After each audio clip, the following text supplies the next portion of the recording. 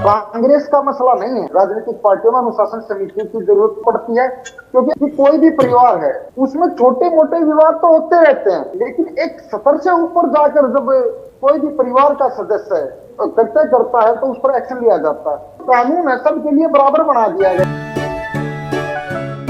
ये कांग्रेस का अंदरूनी मामला है कि वो अनुशासन समिति बनाए या अनुशीलन समिति बनाए, वो डिसिप्लिनरी कमेटी बनाए या चाहे समोसा कमेटी बनाए। उनके नवनियुक्त प्रदेश अध्यक्ष जी कह रहे थे कि अनुशासन समिति ये तय करेगी कि अगर कोई अनुशासन में नहीं रह सकता तो पार्टी छोड़ दे, नहीं तो वो जो है उन पर कार्रवाई करेंगे। अभी जो उनके प्रतिनिधि हैं यहाँ पर वो भी लगभग यही बात कह रहे थे कि सबके लिए नियम समान है। तो मुझे तो भगवत गीता का वो एक श्लोक याद आ गया, whatsoever a highly placed person does, the same is done by others as well. Whatever standard he sets, the people follow. जो ऊपर से चलता है वो नीचे तक चलता है। 21वें अध्याय में 3रे चैप्टर में है। कांग्रेस पार्टी तो ऊपर से ही गुम है। कांग्रेस पार्टी का जो राष्ट्रीय नेता है वो जिस प्रकार से उलझुल बयान करता है उस पर भी कोई अनुशासन लगेगा कि नहीं लगेगा।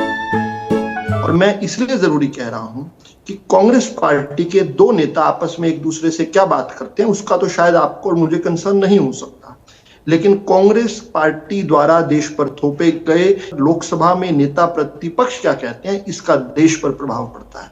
अभी चिली के अंदर इसी महीने की शुरुआत में कहते हैं कि विभिन्न धर्म, जातियां, भाषाएं जो भारत में आपस में लगातार लड़ रही हैं। कोलंबिया में अभी इसी महीने कहते हैं कि भारत के अंदर लोकतंत्र खत्म हो चुका है।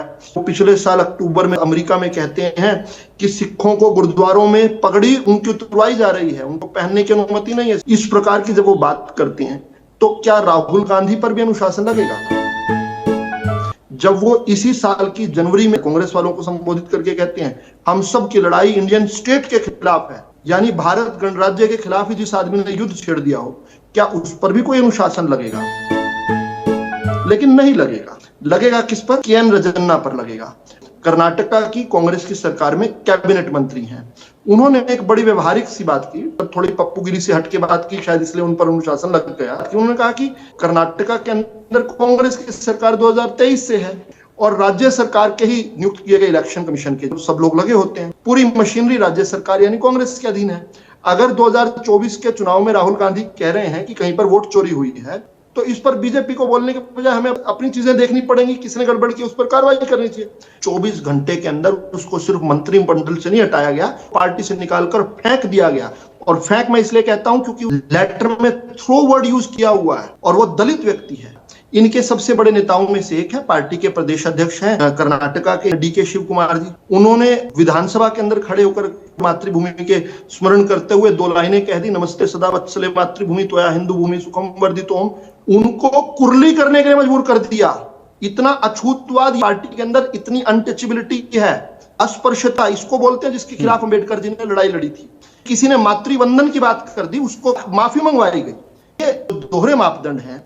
और राहुल गांधी तो विदेशों में जिस ब्रिटेन से लड़ाई लड़ते हुए 1,27,000 हिंदुस्तानियों ने अपने प्राणों की आहुति दी हुई है, 13,500 भारत में फांसी पर चढ़े हैं, उनके देश में जाकर 2023 में फरवरी में क्या कहते हैं कि why is West oblivious to the fact that democracy has been undone? Bharat से लोकतंत्र खत्म हो गया है, यानी पश्चिमी ताकतें आओ भारत पर हमला करके लोकतंत्र स्थापित करो। जैसे पश्चिमी ताकतें हमारी कस्टोडियन हैं, हमारे लोकतंत्र बचाने के लिए पश्चिमी ताकतों से मदद मांग रहे हैं, फिर इस प्रकार बयानबाजी करना